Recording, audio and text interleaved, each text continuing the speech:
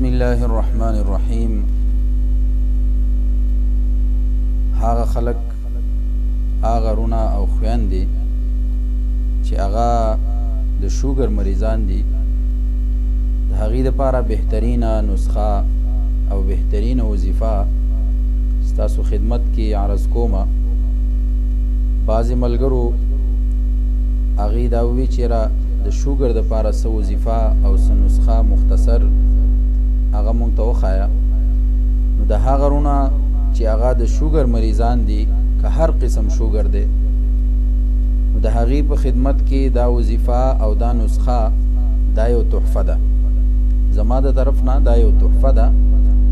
دا د شروع کې انشاءالله تعالی هر څومره های شوګر چې وي، الله تعالی به د هغې له شفا ورکړي او الله تعالی به هغه شوګر هغه ښه کي، کنټرول بشي. هر څومره های شوګري الله تعالی به یې ښه کوي انشاءالله تعالی. اول نمبر وظیفه واورئ. د شوګر دپاره اسانه وظیفه هغه درود شریف. کومه درود شریف؟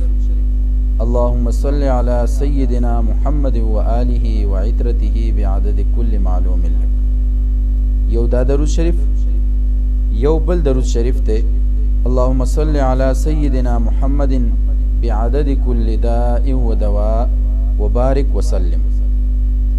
دا دواړه درود شریف چې کوم دي، نو دا د یولس پیرې وی سحر او ماښام، او په نیم ګیلاس اوبو دې شفقی هغه اوبه دې څښي. دا د شوګر دپاره وظیفه شوه. یو درود شریف دا اللهم صل على سيدنا محمد وآله وعترته بعدد كل معلوم لك. یو دا اللهم صل على سيدنا محمد بعدد كل داء ودواء وبارك وسلم. دا درود شریف. او نسخه دا زده کوي چې کلونجي هغه به راواخلي، او میتي دانه دا د ملخوظو په شانتې وي، خو د هغې نه لږ هغه وړې وي. پنسار سټور ته لاړ شئ، د حکیم هغه دواخانې ته لاړ شئ، د هغې سره دا موجود وي، هغې وی پیژني. دا به راواخلئ هم وزن، مطلب دا دی چې 100 ګرام که فرض که تاسو هغه کلونجي راخلئ، نو 100 ګرام به هغه میتي دانه راخلئ.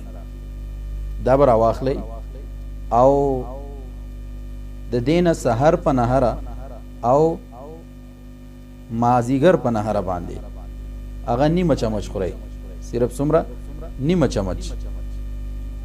دا تاسو خورئ.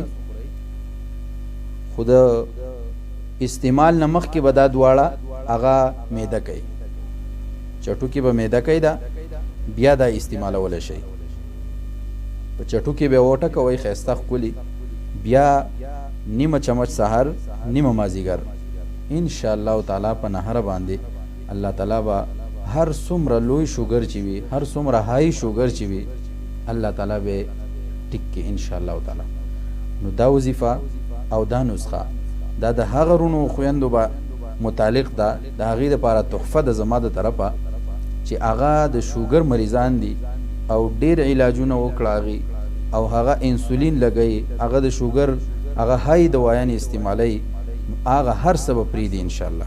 دا نسخه او دا وظیفه د شروع کی 21 दिन بعد به انشاءالله بل شوګر دی هغه چیک کی انشاءالله، چې که 300 او 400 شوګر وي هغه به 120 150 160 لراځي انشاءالله تعالی.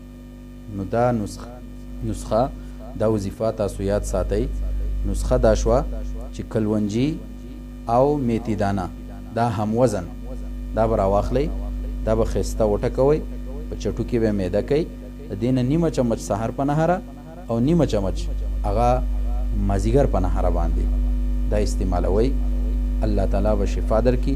الله تعالی دې ټولو مریضانو له هغه شفای کامله عاجله ورکړي.